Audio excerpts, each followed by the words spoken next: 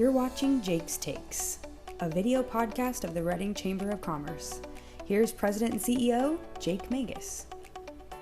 Well, hello. It's really great to have you with me and with us for the relaunch of what we formerly called the Commerce Connection podcast.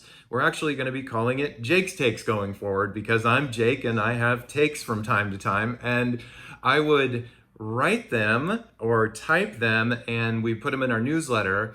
And we thought that this video format would be a little bit more successful, more accessible for you and digestible in bringing you some of the latest from the Chamber of Commerce and more importantly, from what's going on in our business community and the community at large, the issues that are impacting your business and also the opportunities that exist in our community. We want to celebrate the wins and also continue to work to make this community a better place to do business. So with that, I thought today would sort of be some catch up and some reminders of, where we've come from. And it's really interesting for me to think that this is actually my 8th trip around the sun with the Chamber of Commerce. It wasn't so many years ago in my mind that I had just taken over for the longtime CEO, Frank Strazzarino, who spent more than 2 decades in this role. And now that I'm 7+ years in, and it went like that, I can see why you could stay in this role for that long, because there's always more to do. There's always another project. And it's just so fun to be able to roll up your sleeves and be in this role, especially at this time in our community. Thinking back to 2016, we had no idea, I certainly had no idea, that we would be facing the Carr fire in just a couple short years. And then, of course, other North State communities facing wildfires and how those would impact their businesses. Not just the challenge of it, though, but the idea that it really brought out the best in our community, too. And it's sort of like you don't know that you've got that support system around you until something challenging happens. And then all of a sudden, it's like, where did you all come from?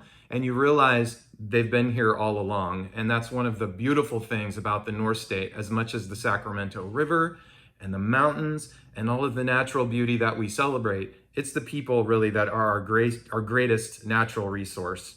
When we continued on then in that journey, we got a pandemic. We had issues with that, of course, to put it mildly. I try to put that out of my head because of how challenging it was to see not only the preservation of life, which is number one, but the preservation of livelihood a close second when you consider how important that is to people's ability to thrive in their community.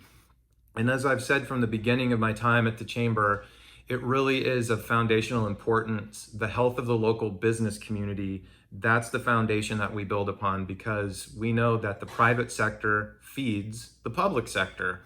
And as a result, they're able to provide those services that we all rely upon, and certainly the business community does when we're talking about public safety and how do we address helping those to help themselves who are dealing with homelessness and those that are unsheltered, and why is it that they're unsheltered. So in a little bit, I'm going to be talking about some surveying that we do of our members and some other data points that I've discovered since I last did a podcast.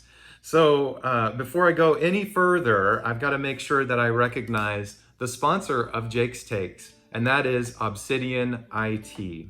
Jake's Takes is brought to you by Obsidian IT. Obsidian IT is a Reading-based employee-owned technology company providing simple, scalable, outsourced IT for your business.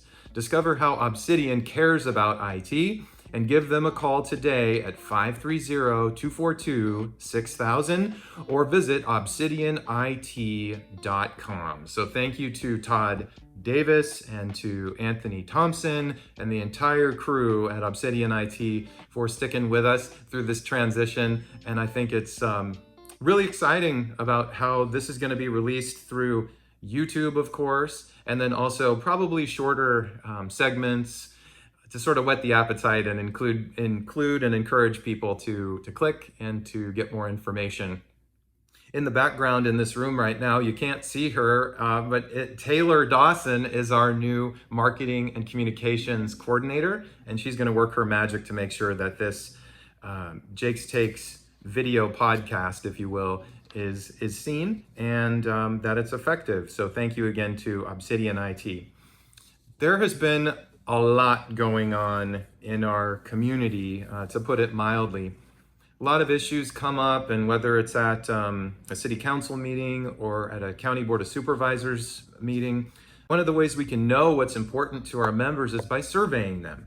So the last time we did a survey, we asked our members to please rate how the following issues are currently affecting your business. We asked them about supply chain, attracting and retaining employees, the cost of goods or inflation, the drop in sales or customers, public safety issues, and those that we know we have heard are issues for our business. So when they responded, they gave us these in order, and I'll just share with you the top three. The top three from the spring. And it was number one, the cost of goods and inflation. I think we've heard about the issues that we've faced across this country, and things are just more expensive. And that, of course, being drawn upon the Fed and their work with the key interest rates and how that trickles down to all of us as Americans. We also have seen the other two, and they kind of go hand in hand, though they're very different. Number two would be homelessness. And I think when people say homeless, they are talking about folks that they see out on the streets struggling for whatever reason. And then finally, the third would be criminal activity. Knowing that homelessness, unsheltered people, and the challenges that we see related to criminal activity are on the list, that's where we say, and where I say, that's where the attention needs to be at this time. And so as I look at some other information that I've recently received, this is a study that comes from the University of California, San Francisco. And it's a summary that looks at homelessness and housing in the state of California. And it's kind of interesting to read that there are more than 171,000 people experiencing homelessness daily. California is home to 12% of the entire population of the United States, but California is 30% of the nation's homeless population and half of the nation's unsheltered population. Oftentimes I've heard people say, well, folks are flocking to California for its entitlement programs and for the benefits that we have to offer. And I'm not saying that that doesn't happen, but what the data says in this summary is that 9 out of 10 of the people that were interviewed say that they were last housed in California and now find themselves homeless or unsheltered. And 75% of those people say they were last housed in the same county in which they're now homeless or unsheltered. So to me, that tells me that when I see folks on the streets struggling, chances are there are people, they're local folks. And we know that putting people behind bars isn't the way to solve those problems. It's very complex, which means you got to take a comprehensive approach. That's always been the way that I've looked at it. And so it goes further when they ask the folks that are out on the streets, so are you dealing with a mental health issue? And 2/3 of them say yes. That could be anxiety, depression, all the way to schizophrenia or something more drastic, I guess you could say. And then about the same amount of people are also dealing with substance abuse issues. And so when you think about that, 2 out of every 3 people that we see out there could be positively impacted if we could somehow figure out a way to get people into mental health facilities and treatment.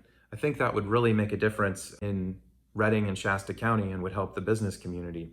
We also know finally that in our partnership with Golden Valley Bank and our business confidence survey that we do, that business confidence has dropped from the last time we asked. So from August of 22 to March of 23, now about half of the people that we asked say that they are positive about the future, the next 6 months in business. And we'll be doing an update on this in the near future. That said, there is about 80% of these folks that responded expect that their top line sales will either increase or remain the same in the next 12 months.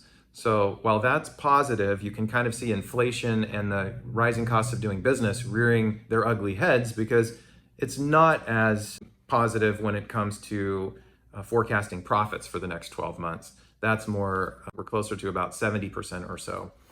Just wanted to kind of give you this as a precursor to future video podcasts, so that you would get a take from me about things that we are seeing in the business community, and to let you know that no matter what, we're continuing to do our best to advocate for you, to tell the positive stories about Reading and its business community, and also to address the challenges that you are telling us that you are experiencing.